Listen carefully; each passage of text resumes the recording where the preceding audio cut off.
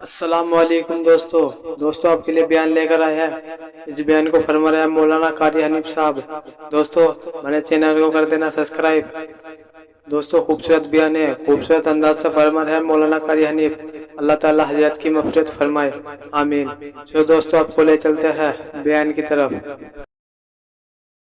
میدان جہاد میں سے صحابہ کرام پکڑ کے لائے، قیدی ہے، کافرہ عورت ہے، غیر مسلم ہے، شہنشاہ کائنات حضرت محمد الرسول اللہ صلی اللہ تعالی علیہ وسلم کے دربار میں لا کے بٹھا دیا۔ ننگے سر ہے، ننگے منہ ہے، ننگے ہاتھ پیر ہیں۔ اللہ اکبر۔ کبھی آپ نے سوچا نہیں کہ تو کتنے بڑے نبی کا امتی ہے، کتنے بڑے سردار کا غلام ہے؟ رحمت والی چادر اتار کر فرمائی، او بلال یہ میری چادر لے لے، اس لڑکی کے سر پہ ڈال دے، پردہ کرا دے۔ عرض کیا گیا کسی کافر کی لڑکی ہے، یہودی کی لڑکی ہے، عیسائی کی لڑکی ہے، غیر مسلم کی لڑکی ہے، میدان جہاد سے گرفتار کر کے لائی گئی، قیدی لڑکی ہے، لڑنے آئی تھی، مارنے آئی تھی، اسلام کی دشمن ہے، دین کی دشمن ہے، قرآن کی دشمن ہے، مذہب کی دشمن ہے، خدا اور اس کے رسول کی دشمن ہے۔ اللہ تعالیٰ کے نبی حضرت محمد کریم صلی اللہ علیہ وسلم نے فرمایا، او لوگوں ٹھیک ہے لڑکی کافر کی ہے، کفر کی حالت میں پلی ہے، کفر لانے آئی ہے، کفر کو بچانے آئی ہے، اسلام کا مقابلہ کرنے آئی ہے، اسلام کو مٹانے کے لیے آئی ہے، پر اے میرے دیوانوں یہ تو بتاؤ اپنے باپ کافر کے دربار میں بھی ننگے سر بیٹھے اور میں کالے کملی والے کے دربار میں بھی ننگی بیٹھے۔ سبحان اللہ۔ پھر اس دربار میں اور میرے دربار میں کیا فرق ہوگا؟ وہ کافر کا دربار ہے، یہ شہنشاہ کائنات کا دربار ہے، رحمت للعالمین کا دربار ہے، ساقی کوثر کا دربار ہے، شافی محشر کا دربار ہے، اللہ کے محبوب کا دربار ہے، آمنہ کے در یتیم کا دربار ہے، فاطمہ الزہرا کے ابا کا دربار ہے۔ اور بلال جلدی کر میرے دربار میں کافر کی بیٹی آئے، میں اس کا بھی پردہ کروں گا۔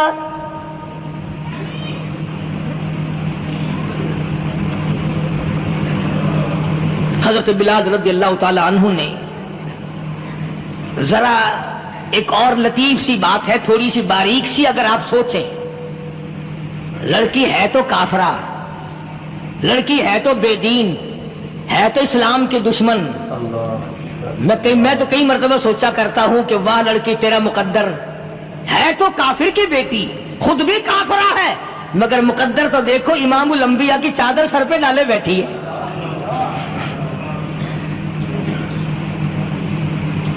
کہاں سوچیں یہ چیزیں، ہمارے دماغ یہاں تک کہاں رسائی کرے؟ میرا تو دل چاہتا اگر میں ہوتا اس کافر بیٹی کی پاؤں دھو کر پی لیتا۔ تو ایڈی مقدروں والی، تو اینی خوش نصیب، ابھی ابھی قیدی بن کر آئی، ابھی ابھی ہاتھوں میں ہتکڑی تھی اور ابھی ابھی سر پہ رحمت دو عالم کی رحمت والی چادر ہے۔ اور پھر آپ نے پوچھا اب تو کیا چاہتی ہے، کیا چاہتی ہے؟ اللہ اکبر، کہنے لگی میرے گھر پہنچا دو، میں اپنے گھر جانا چاہتی ہوں۔ دو نوجوان صحابہ کو بلایا، فرمایا کہ انسانی رشتے کا تقاضا ہے، لڑکی نے ہم سے پناہ مانگی اور اپنے گھر جانا چاہتی ہے، ہم نے اس کو معاف کر دیا، جاؤ گھر چھوڑاؤ۔ اب گھر پہنچانے کا مطلب یہ تو تھا نہیں کہ حسین گائی پہنچا دو، دولت گیٹ پہنچا دو، خدا جانے کتنی دور گھر ہوگا، لڑنے جو آئی تھی۔ یوں لکھا ہے علماء اکرام نے، ذرا توجہ کریں، وہ سچی بات تو یہ ہے، اپنے دامن میں بھی ہاتھ مار کے دیکھو کہ ہم کیسے ہیں۔ محمد الرسول اللہ صلی اللہ علیہ وسلم کے دو جوان دیوانے ساتھ ساتھ اس کے چلتے ہیں، ایک ادھر چل رہا ہے ایک ادھر چل رہا ہے، جنگل کا راستہ ہے، رات بھی راستے میں آئی ہے۔ نوجوان لڑکی کا بیان ہے، اپنے بھائی کو جا کے کہتی ہے یہ دونوں جوان میری ساتھ راستہ چلتے آئے، میری ساتھ سفر طے کرتے آئے، پر اے میرے بھائی جان، رب کائنات کی قسم مجھے تو یوں معلوم ہوتا تھا دونوں اندھے چل رہے۔ مجال ہے میری طرف نظر اٹھائی ہو، یہاں تو رکشے والے کا داؤ لگ جائے وہ بعد نہیں آتا، ٹانگے والے کا داؤ لگ جائے وہ بعد نہیں آتا، اور پیر صاحب تو اپنے یہاں سے خشک جانے کیسے دیں گے؟ کیوں جانے دیں؟ کیا مطلب؟ یہ شرافت ہے، یہ دین ہے، یہ اسلام ہے۔ مسلمان کی بیٹی کی عزت پہ ڈاکے ڈالنا، خدا کی قسم اگر اسلام کی حکومت ہو اور جس نبی کا تو نام لے کر جنت میں جانا چاہتا ہے، اگر نبی کا قانون زندہ ہو، قرآن کا قانون عدالت میں ہو، آنکھیں نکال دی جائیں۔ بے غیرت قوم، بے حیا اور بے شرم قوم، شرم نہیں آتی کہ زندگی کس طرح بسر ہوتی ہے۔ یہ کافروں کی بیٹیاں ہیں، یہ کسی یہودی کی بیٹیاں ہیں، چکلے چل رہے ہیں، بدماشی کے اڈے چل رہے ہیں، سب کو پتا ہے، افسروں کو پتا ہے، چھوٹے بڑوں لیڈروں کو پتا ہے۔ کون روکے؟ کس لیے روکے؟ سبحان اللہ۔ پھر یاد رکھو بات محمد کریم صلی اللہ علیہ وسلم کی، فرمایا جس ملک میں، جس شہر میں زنا ہوگا، اللہ کے نبی نے فرمایا وہ جس دن برباد ہوگا آواز بھی نہیں آئے گی۔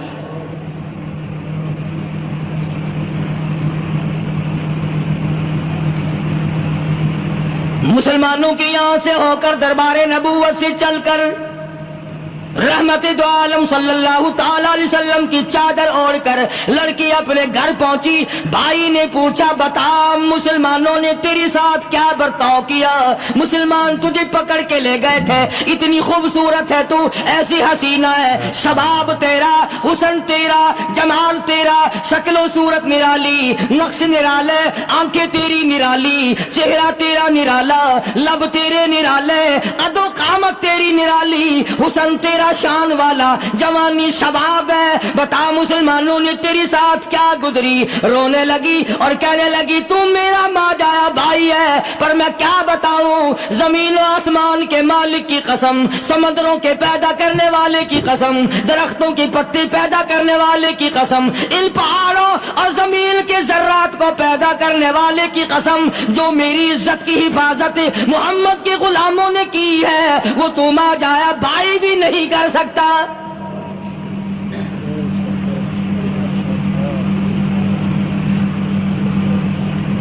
صداقت صداقت ہوتی ہے، حقیقت حقیقت ہوتی ہے، چھپتی تو نہیں۔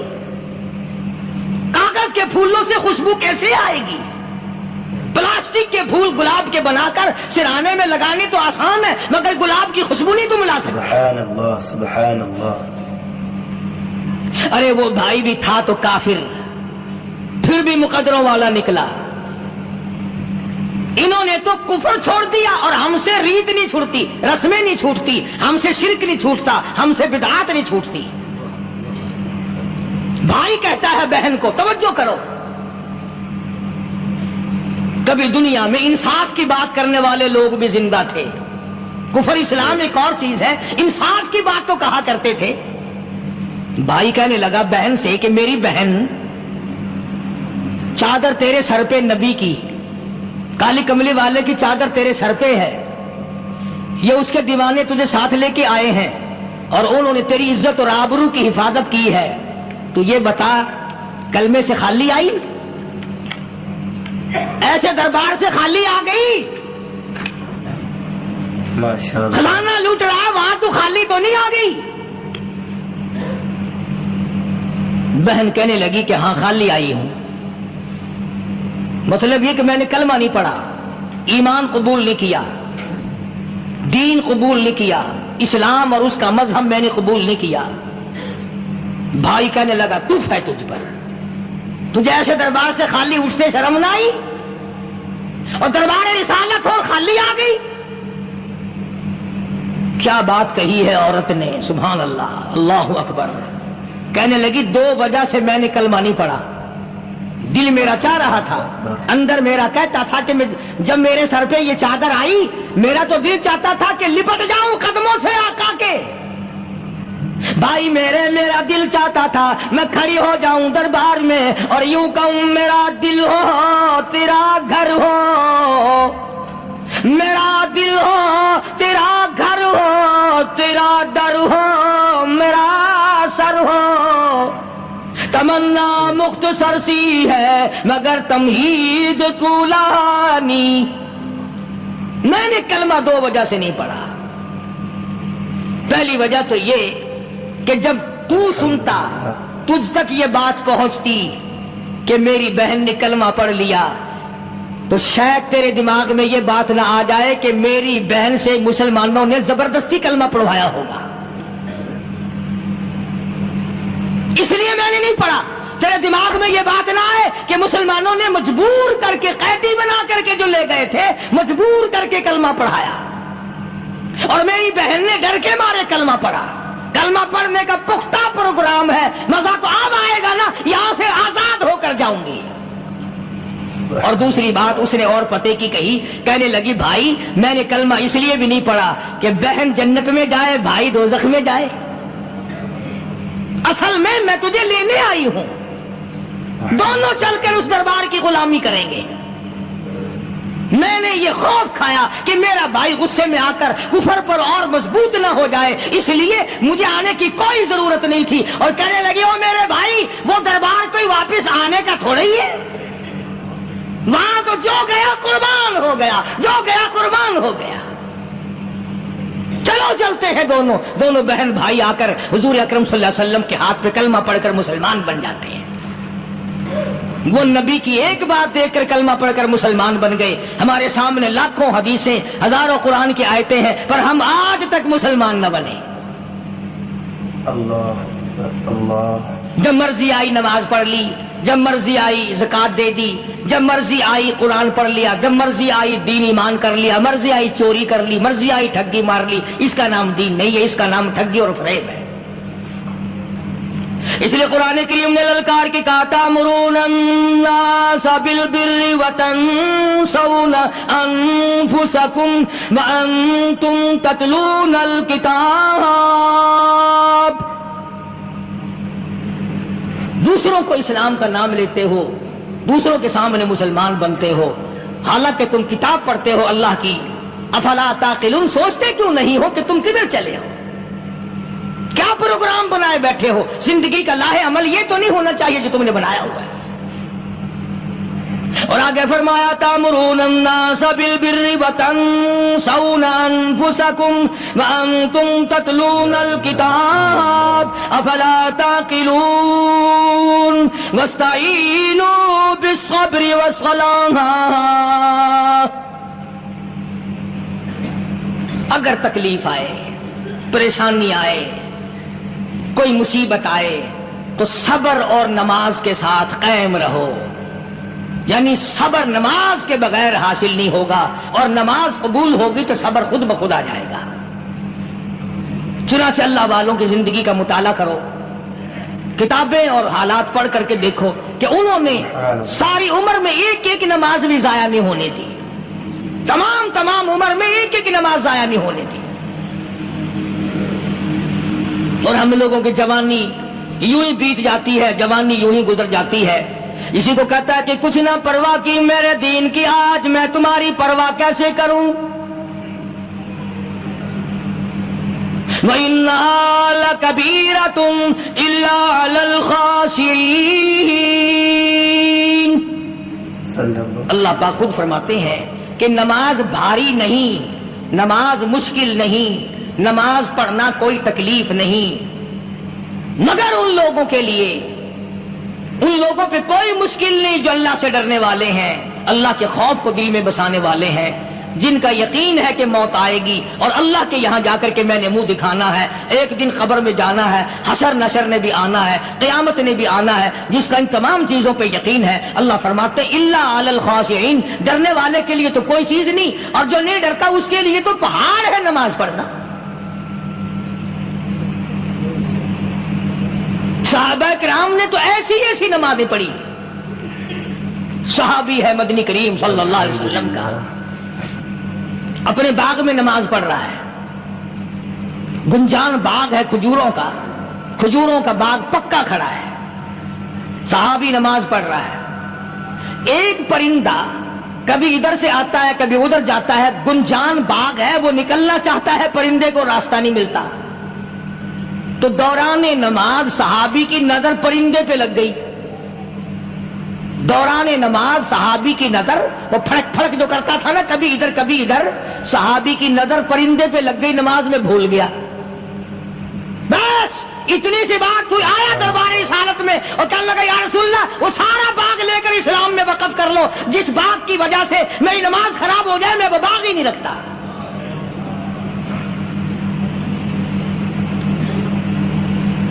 ہمارے یہاں بھی کوئی عظمت ہے نماز کی؟ کون پرواہ کرے؟ ان لوگوں کے یہاں تمام کا تمام نظام دین کا اپنا بنایا ہوا نہیں، جو دربار رسالت صلی اللہ علیہ وسلم سے نظام ملا نماز کا، انہوں نے صحیح معنوں میں وہ قائم کیا ہے۔ کیسی مشکل میں ہوئے، کہیں بھی ہوئے، جس حالت میں بھی ہوئے، نماز پڑھنی ہے، ادا کرنی ہے۔ چنانچہ ان کی نمازوں میں اتنی برکت تھی، سیدنا امیر معاویہ رضی اللہ تعالی عنہ کی حکومت ہے، صحابہ کرام ابھی زندہ ہیں، افریقہ کے گھنونے جنگل میں بہت بڑے صحرا میں چھاونی بنانے کا پروگرام بنایا، بڑے جنگل ہیں، بڑے درخت ہیں، بڑی بھیڑ بھاڑ ہے، بڑے جانور ہیں، شیر ہیں، چیتے ہیں، گھگیاڑ ہیں، بڑے بڑے موذی جانور ہیں۔ تو اس علاقے کے لوگوں نے بتایا کہ تم مار کھاؤ گے، یہاں تو بڑے بڑے جانور تمہیں کھا جائیں گے، تم یہ کیا سوچ کر آئے ہو؟ تمہیں یہ نہیں چھوڑیں گے، جانور کھا جائیں گے، تمہیں یہاں چھوڑی بناؤ گے؟ صحابہ کہنے لگے نہیں ہمارے پاس ہتھیار ہے۔ کمانڈر کہنے لگا، ایک صحابی تھا حضور اکرم صلی اللہ علیہ وسلم کے زمانے کا دیدار کرنے والا، بڑا دیوانہ پروانہ، کمانڈر نے اسے حکم دیا تو 2 وضو کر، 2 رکعت نماز ادا کر، اور 2 رکعت نماز ادا کرنے کے بعد درخت پہ چڑھ جا، اور درخت پہ چڑھ کر یہ آواز لگا، او جنگل کے ہاتھیوں، او جنگل کے بھگیاڑوں، او جنگل کے شیروں، او جنگل کے موذی جانوروں، او ناگوٹھوں، او سانپ بیچھوں، او فلاں جانوروں، او فلاں جانوروں، ہم غلام ہیں محمد عربی صلی اللہ تعالی علیہ وسلم کے، اور میں تمہیں حکم دیتا ہوں 24 گھنٹے کی اجازت ہے، 24 گھنٹے کے اندر اندر تمام جنگل خالی مانگتا ہوں۔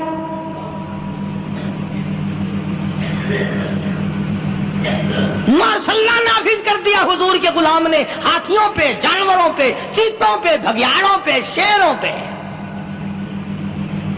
اور اعلان کا رخ دیکھیں آپ، کہا کہ 24 گھنٹے کے بعد جو ملے گا اسے قتل کر دیا جائے گا۔ اب اگر ہم میں سے وہاں کوئی ہوتا، کہتے ہو بڑے پاگل ہیں بھائی، کس سے باتیں کر رہے ہیں؟ ہاتھیوں سے باتیں ہو رہی ہیں، چیتے اور شیروں سے باتیں ہو رہی ہیں، بھگیاڑوں سے گپیں ہو رہی ہیں، لے جاؤ پاگل خانے میں۔ مگر یہ بات نہیں، صحابہ جانتے تھے شیر بھی اس کی مخلوق ہے، چیتا بھی اس کی مخلوق ہے، بگیاڑ بھی اس کی مخلوق ہے، ہاتھی بھی اس کی مخلوق ہے، اور ہم اس کے دیوانے ہیں، ہم اس کے بندے ہیں۔ جب اس کا ہی حکم نافذ کرنے کے لیے ہم نکلے ہیں، اب ہمارے سامنے کوئی چیز ٹھہر نہیں سکتی۔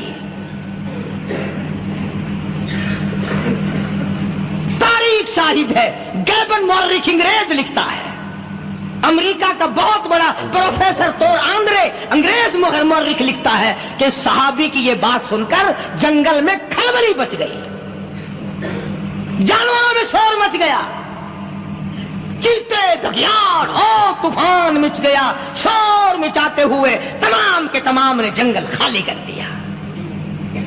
مسلمان، جب تیرے اندر ایمان تھا، جب تیرا قرآن پہ ایمان تھا، جب تیرا نبی پاک صلی اللہ علیہ وسلم پہ ایمان تھا، جب تیرا حضور کی رسالت پہ ایمان تھا، جب اللہ کی توحید پہ تیرا ایمان تھا، اور تیرا مقابلہ شیر نہیں کر سکتا تھا، تیرا مقابلہ چیتا نہیں کر سکتا تھا۔ آج ایمان پلے ہے نہیں، آج تو ڈر کے مارے مر رہا ہے اور مرے گا۔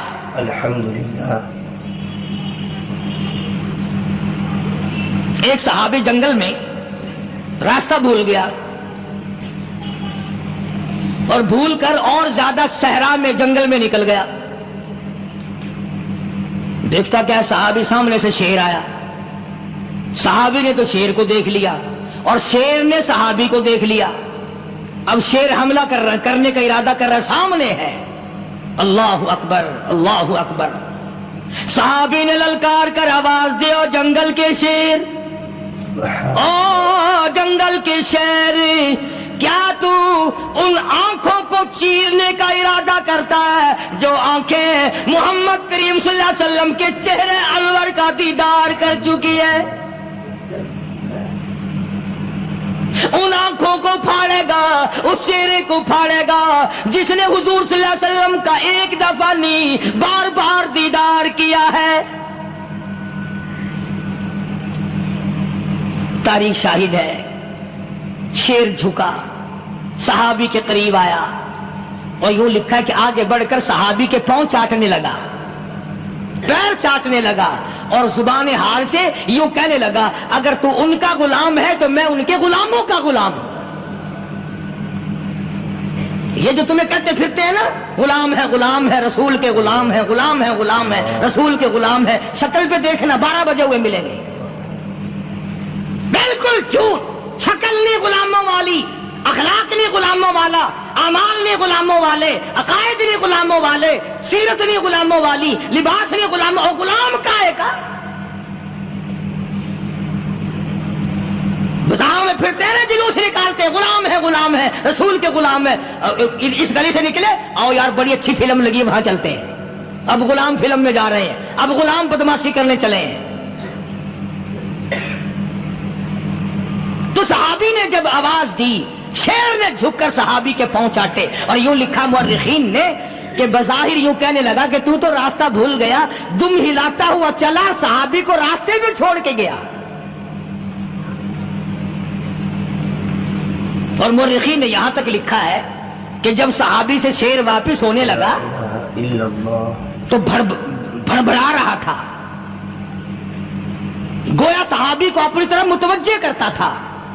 اور اس کے بعد خوشامدانہ عاجزانہ پہلو سے یہ کہتا تھا کہ او جانے والے، جس کا تو دیدار کرے گا اس کو میرا بھی سلام کہنا، ان کی خدمت میں میرا بھی سلام عرض کرنا. کوئی ایک واقعہ نہیں ہے. مدینہ منورہ سے شام کے راستے میں شیر آ کر کے بیٹھ گیا، لوگوں کا راستہ بند ہو گیا. کوئی آدمی مدینے پاک میں واپس، اللہ ہر مسلمان کو مدینے پاک کی زیارت نصیب فرمائے. ہاں مدینہ بڑی شے ہے. ہاں مدینہ نہ دیکھا تو کچھ بھی نہ دیکھا. ہاں الہی دکھلا دے مدینہ کیسی بستی ہے جہاں پر رات دن مولا تیری رحمت برستی ہے. وہ شہر نرالا، وہ گلیاں نرالی، وہ شاہراہیں نرالی، وہ گنبد خضرا نرالا. خدا کی قسم وہاں جو آسمان سے نور برستا ہے وہ بھی نرالا ہی ہے. کسی نے آ کر مدینے میں کہا کہ راستے میں شیر بیٹھا ہے، لوگوں کا راستہ روک رکھا ہے.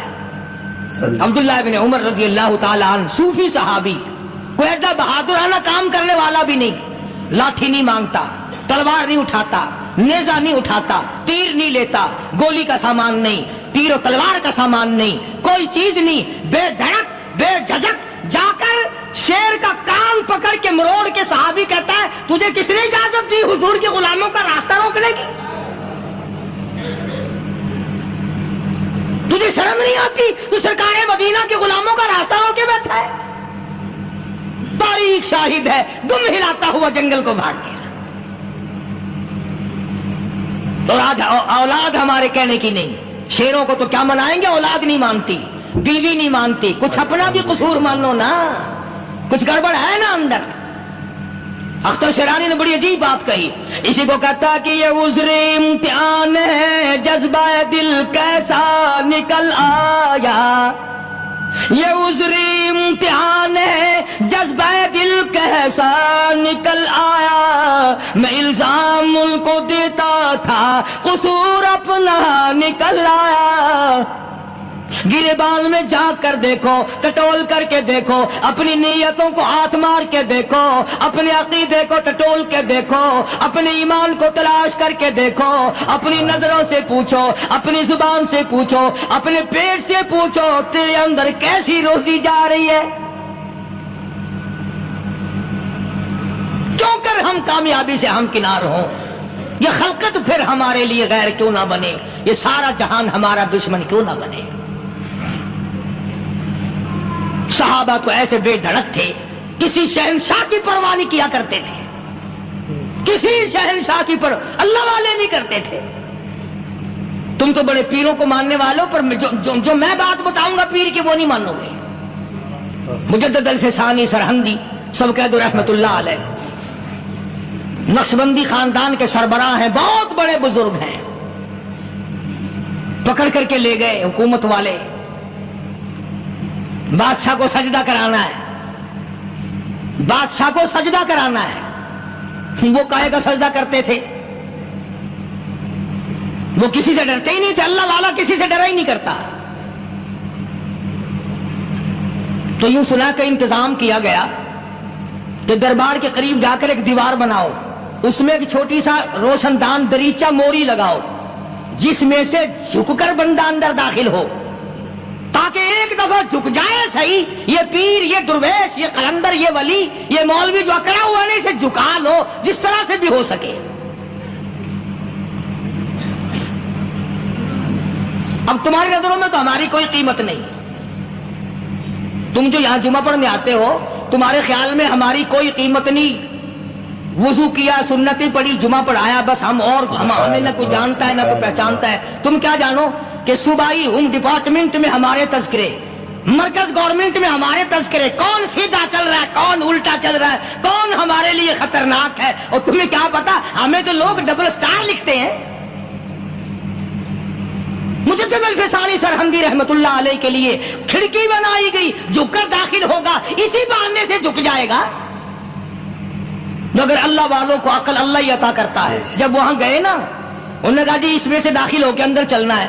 مجدد صاحب نے پہلے دونوں پیر داخل کیے، بجائے یوں جھک کر داخل ہونے کے یوں لمبے ہو کے داخل ہوئے، پیر اندر پہلے داخل کر لیے، یعنی اور بے ادبی کی کہ پیر پہلے لیتے ہوئے، میرے پاؤں ہے تیرا سر ہے، لاؤ ملاقات کر۔ اللہ والا جھکا ہی نہیں، پر اس اللہ والے کو یہ پتہ نہیں تھا کہ میں تو زندہ کے سامنے نہیں جھکتا، یہ مرووں کے سامنے جھکتے پھریں گے لوگ۔ انہیں یہ پتہ نہیں تھا کہ یہ قبروں کی مٹی چاٹتے پھریں گے، یہ رات دن شرک کی لعنت میں گرفتار ہو کر کے مریں گے۔ لگے ہوئے ہیں میلے، بھر بھر کے خلقت جا رہی ہے، تھوڑے پھنسی کا علاج ہوگا، بیماریوں کا علاج ہوگا، پانی چشمے کا پی آؤ، پانی چشمے کا پی آؤ۔ مخدوم رشید کے علاقے کے سارے سال اس کھڈے میں لوگ ہگتے ہیں، اور انشاءاللہ یہ اس مہینے میں جا کر وہ گو کا ملا ہوا تبرک پی کے آتے ہیں، بڑا بہترین تبرک ہے وہ۔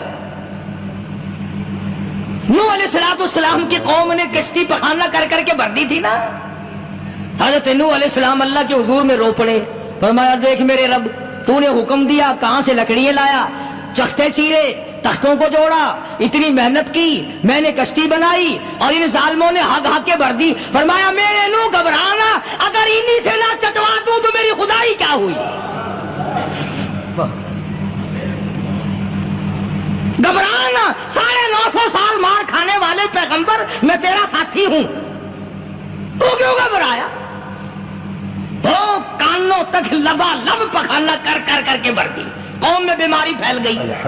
جو عورت چلے کہاں چلی کہ نوح علیہ السلام نے کشتی میں پخانا کرنے چلی ہوں، جو بڈھا پرانا پیپا جائے، بڑے میاں کہاں جا رہے ہو؟ کشتی میں پخانا کرنے چلا ہوں۔ اللہ میاں نے خارش کی بیماری بھیج دی، وہ چھوٹے بڑے امیر غریب جوان بوڑھے مرد اور پھرے آگا پیچھا کھجاتے ہوئے کسر کسر کسر کسر تنگ ہو گئے سارے۔ وہ ایک بڈھا بڑا خارش کا مارا ہوا تنگ بیمار بھی بعد نہ آیا، وہ کشتی کے کنارے پہ بیٹھ کے پخانا کرنے لگا نا، پیر پھسل گیا دھڑم اندر تبرک کے، اور وہ ساری جان لتھڑ گئی، سارا سن گیا۔ باہر آ کے پانی پونی سے صاف کیا، وہ جہاں جہاں گندگی لگی تھی نا وہ خارش ہی ختم ہو گئی۔ چڑھ گیا درخت پہ، کہنے لگا آؤ خارش کی دوا مل گئی، بیماری کا علاج مل گیا، آؤ مفت۔ آ گئی دنیا بیماری میں، اور کیا چاہیے؟ بھاگی بھاگی خلق۔ انہوں نے کہا ہے، انہوں نے کہا بظاہر دیکھنے میں یہ گند ہے، یہ کھاد کی دوا ہے، من لو اٹھا کے۔